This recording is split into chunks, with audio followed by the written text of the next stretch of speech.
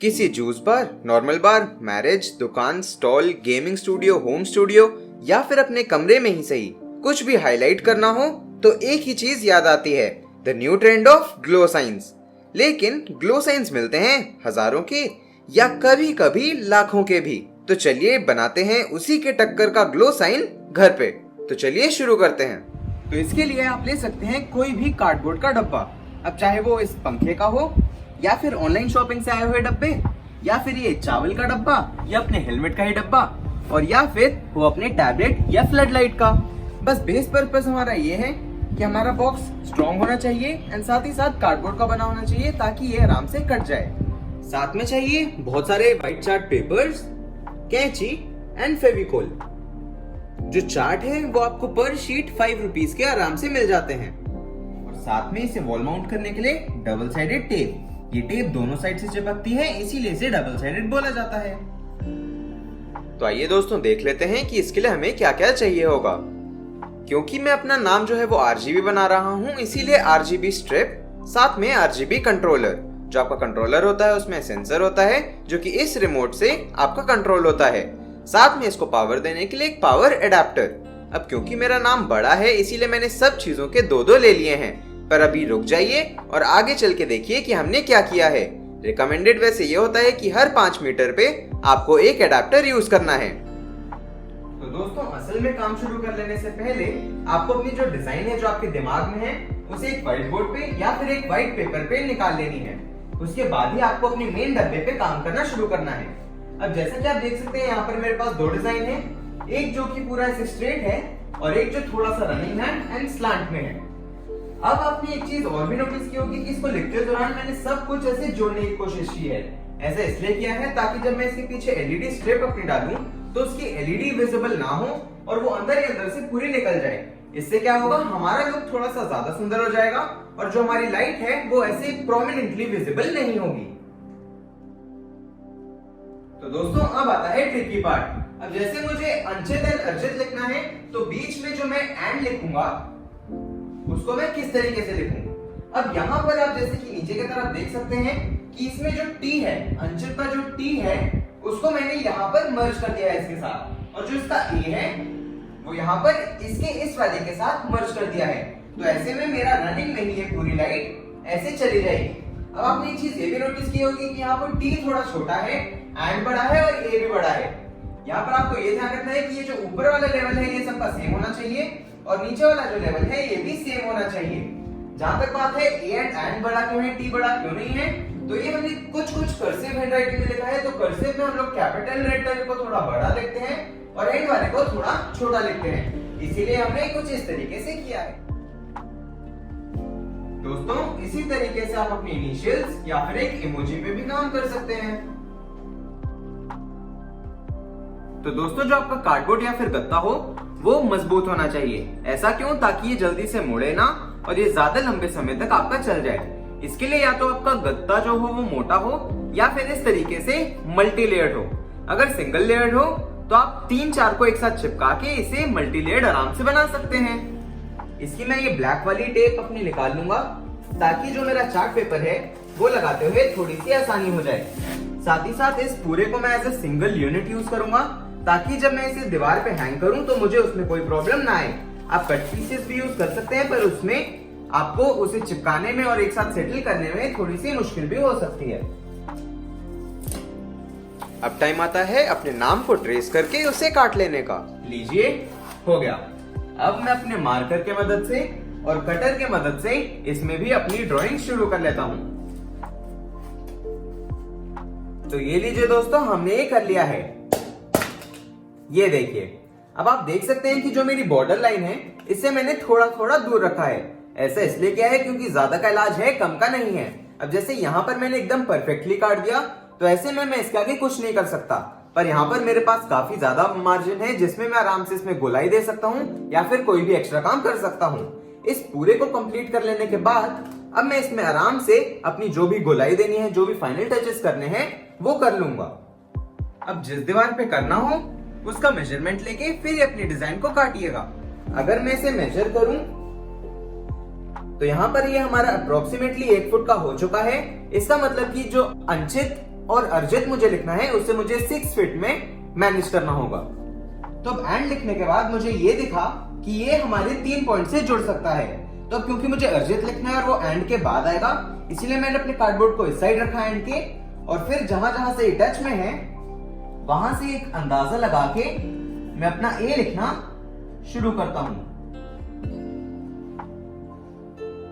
तो इसको लिख लेने के बाद आप एक बार ऊपर खड़े होकर देख लें कि इसका लुक कैसा आ रहा है। उसके बाद आप लोग अपने किसी और कलर के मार्कर से अपनी फाइनल लाइनिंग बना लें जिस पे आप एक्चुअली से कट करेंगे। दोस्तों, जो लाइन आपको पहले ही गलत लग रही थी उसको आप पहले ही क्रॉस कर लें ताकि बाद में कोई भी कंफ्यूजन ना रह जाए।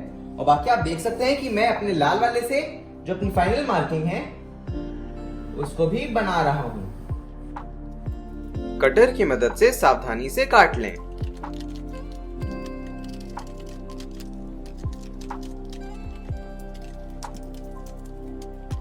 दोस्तों, क्योंकि मेरे भैया का नाम भी ए से ही शुरू होता है, तो इसीलिए ताकि सिमेट्रिकल लगे और सेम साइज का रहे, इसीलिए मैं अपने वाले ए को एग्जैक्टली ट्रेस कर लूंगा। तो चलिए इसे शुरू कर लेते हैं। तो अब H तक लिख लेने के बाद मैं अपने IT को भी इसी से कॉपी कर लूंगा। चलिए दोस्तों, अब अर्जित से तो मैच करा लिया, अब अपने एंड से भी मैच करा लें। दोस्तों, मैच कराने का ये मतलब है कि जब हम इसमें लाइट डालेंगे तो क्या ये इसी से कंटिन्यू हो जाएगा। इसके लिए हम लोगों को ये देख लेना है कि एंड T एक साथ जुड़े रहें। तो दोस्तों, मैंने आपको एक कंसेप्ट समझा दिया, पर अब मैं इसका एंड हटा दूंगा और अपने दोनों नाम को इस तरीके से जोड़ लूंगा। तो अब मैं इसके फ्रंट फेस पे अपने व्हाइट चार्ट पेपर को पेस्ट कर लूंगा अपने फेविकॉल की मदद से। जो आपको चार्ट लगाना है वो इस तरीके से लगाना है कि आपके पास थोड़ा सा मार्जिन रहे ताकि आप इसको अंदर की तरफ फोल्ड कर पाएं। अब जैसे कि आप देख सकते हैं यहाँ पर मेरे एक चार्ट पेपर से काम नहीं बन रहा है, तो आप 2 चार्ट पेपर लगा के फेविकोल की मदद से चिपका के इसे कंप्लीट कर सकते हैं। दोस्तों, यहाँ पर मैंने फेविकोल में थोड़ा सा पानी मिला लिया है जिससे कि ना सिर्फ मेरा हाथ बहुत आसानी से चल रहा है और साथ ही साथ ये अच्छे से चिपका भी देगा और बहुत अच्छे से काम हो भी जाएगा। इस पे चार्ट पेपर चिपकाने के बाद इसको मैंने उल्टा कर लिया है और अब कुछ घंटों के लिए मैं इस पे अपना वेट रख देता हूं ताकि अच्छे से चिपक जाए। तो दोस्तों, ये हमारा अच्छे से चिपक चुका है। अब इस पे मैं कैंची लेके 1 से 1.5 इंच का बॉर्डर लेके इसके आसपास से काट लूंगा। आप ज्यादा काट लें क्योंकि ज्यादा का इलाज है पर कम का इलाज आपको नहीं मिलेगा। तो चलिए शुरू करते हैं। दोस्तों, इस तरीके से काट लेने के बाद अब मैं इसे अंदर की तरफ कुछ इस तरीके से काट लूंगा। तो दोस्तों, इस तरीके से कट्स दे लेने के बाद अब मैं अपने कट्स को कुछ इस तरीके से चिपका लूंगा। डायगोनल्स पे आपकी हल्की सी ओवरलैपिंग होगी तो उस पे आप एंगल देके इसे आराम से चिपका सकते हैं। इसीलिए मैंने कॉर्नर पे ऐसे डायगोनल कट्स अपने दिए हैं, आप देख ही सकते हैं। यहाँ ये जो छोटे वाला इलाका है इसमें आप बस एक सेंटर में लाइन लगा के उसके बाद इसे आराम से फोल्ड कर सकते हैं। इसके लिए आप कटर भी यूज कर सकते हैं। तो देखिए दोस्तों, कुछ इस तरीके से मैंने अपने छोटे वाले पोर्शन में कट्स लगा लिए हैं। अब इसके बाद थोड़ी सी फेविकोल लूंगा और फिर उसको यहां लगा के और फिर इसको इस तरीके से एकदम टाइटली यहां चिपका दूंगा।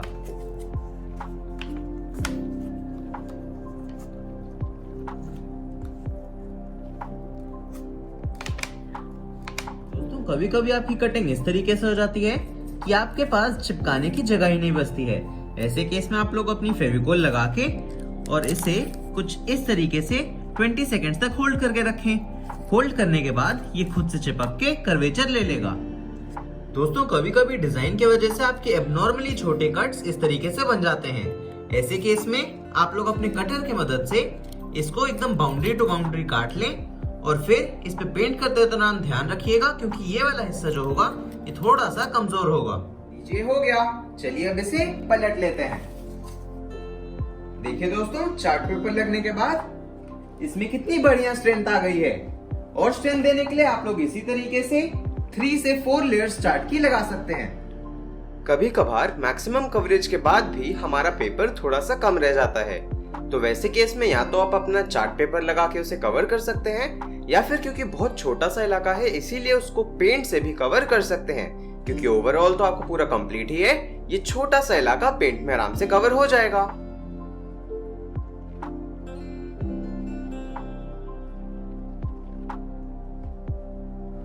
तो चलिए दोस्तों, इसमें अच्छे से चार्ट पेपर लग जाने के बाद अपनी पेंटिंग शुरू कर लेते हैं। इसमें मैं वुडन टेक्सचर करने वाला हूं, जिसके लिए मैं अपनी brown, yellow and white paint से इस पे पेंट करूंगा। सबसे ज्यादा मैं ब्राउन पेंट डालूंगा, उसके बाद थोड़ा सा व्हाइट,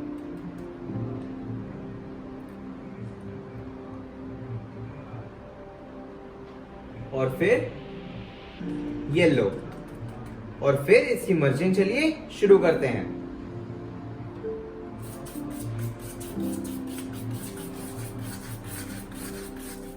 दोस्तों, वुडन टेक्सचर देने की जगह आप लोग कुछ इस तरीके का मॉडर्न आर्ट भी बना सकते हैं।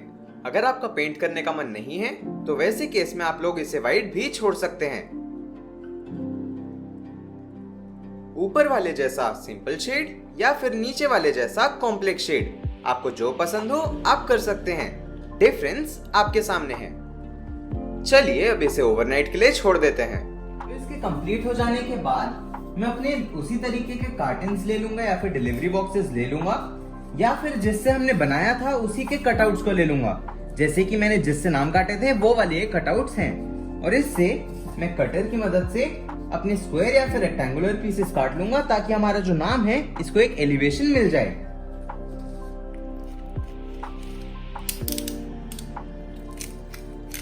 देखिए दोस्तों, कुछ इस तरीके से मैंने अपने रेक्टेंगल्स काट लिए हैं।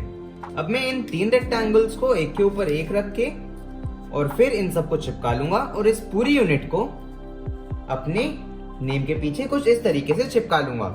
इसकी जो प्रेफर्ड प्लेसेस हैं वो कुछ इस तरीके से हैं, जहां पर आपका जॉइंट हो वहां पर, या फिर जहां पर आपको लगता है कि ज्यादा मजबूती की जरूरत है वहां पर आप इसे लगा दीजिए। तो इससे क्या होगा कि इससे एक सपोर्ट मिल जाएगा हमारे इस वाले स्ट्रक्चर को। तो जैसे मैं यहाँ पर लगा सकता हूँ ए में, और बाकी आगे ऐसे ही देख सकता हूँ। तो चलिए एक कंसेप्ट देखते हैं कि हमने इसे एलिवेट क्यों किया है। दोस्तों, जो हमारी लाइट है अगर हम उसे बहुत पास रखेंगे तो आप देख सकते हैं कि ये एक ही जगह कंजेस्ट हो रही है और अच्छे से नहीं आ रही है। बहुत ऊपर कर देंगे तो ये बहुत ज्यादा डिफ्यूज हो रही है और अच्छे से लाइट नहीं दिख रही है। पर अगर हम इसे इतने डिस्टेंस पे रखेंगे तो आप देख सकते हैं बहुत खूबसूरती से हमारी ये जो लाइट है दिख रही है। इसीलिए हम अपने 3 वाले स्ट्रक्चर के ऊपर रखेंगे, ताकि हमारी लाइट इस तरीके से बहुत सुंदर ढंग से हमारे नेम के पीछे से आ जाए। तो दोस्तों, इसको अच्छे से चिपका लेने के बाद जब ये थोड़ा स्टेबल हो जाए तो अपने भारी आइटम रख के इसे ओवरनाइट के लिए छोड़ दीजिए।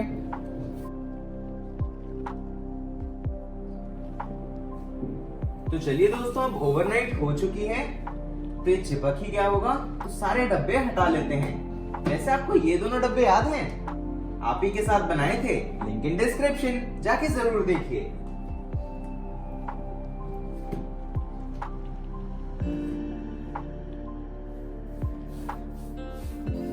तो दोस्तों, भैया की मदद के साथ इस दीवार पे बेस पेंट कर लेते हैं। यहाँ पे कर दो थोड़ा। तो जो हमने ये पेस्ट किए हैं इस पे हम डबल साइडेड टेप अपनी चिपका लेते हैं। दोस्तों, एक साइड को मैं अभी चिपका रहा हूं, और ये जो येलो वाला पेपर है इसको हम माउंट करते दौरान निकालेंगे, अभी नहीं निकालेंगे। तो दोस्तों, इसको लगा लेने से पहले आपको एक रफ आइडिया ले लेना है कि कितने लेंथ पे आएगा और उसे किस तरीके से रखना है कि हर जगह लाइटिंग हो जाए प्रॉपर और सब कुछ बढ़िया से हो जाए। ये जो एलईडी स्ट्रिप होती है इसके पीछे जो ब्लू वाला हिस्सा होता है ये निकल जाता है, और ये डबल साइडेड टेप का काम करता है। इसके पीछे ग्लू होती है और ये पूरी की पूरी आपकी चिपकती चली जाएगी। टर्न्स पे आपको इसे एकदम शार्पली नहीं मोड़ना है, हल्का से इसे बेंड करके इसको ऐसे ही रहने दें और बाकी दोनों चीजों को इस तरीके से चिपका लें। तो ये कुछ इस तरीके से आपका दिखेगा। जहाँ पर आपका यूज नहीं हो रहा है कैंची से काट के उसको लगे रहने दीजिएगा, वरना उस पर गंदगी चिपक के वो एरिया गंदा हो जाएगा। तो इसीलिए चलिए अब शुरू करते हैं इसे चिपकाने के लिए।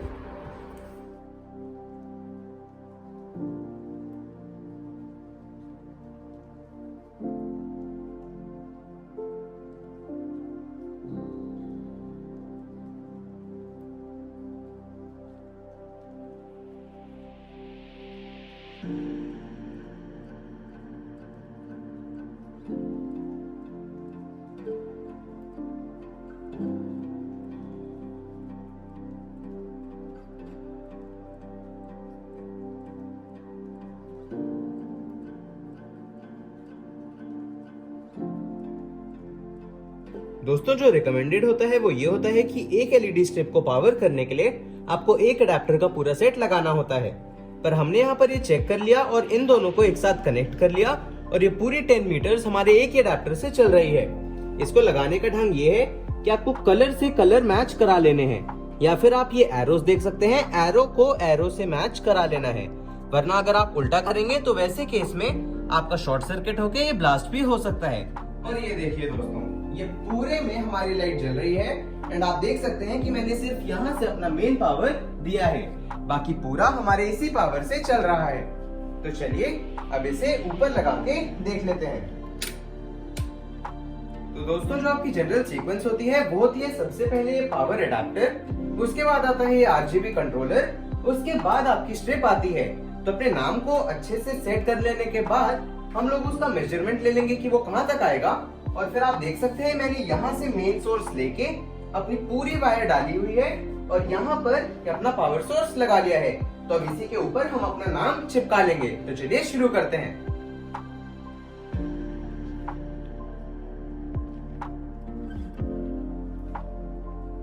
तो लीजिए भाई, ये तैयार हो चुका है और हमने इसे हैंग भी कर दिया है। तो ये रहा आपका डे लुक। और आपको ये वाला लैंप याद है? लिंक इन डिस्क्रिप्शन, इसे भी जाके बनाइए और इसके साथ टीम अप कीजिए।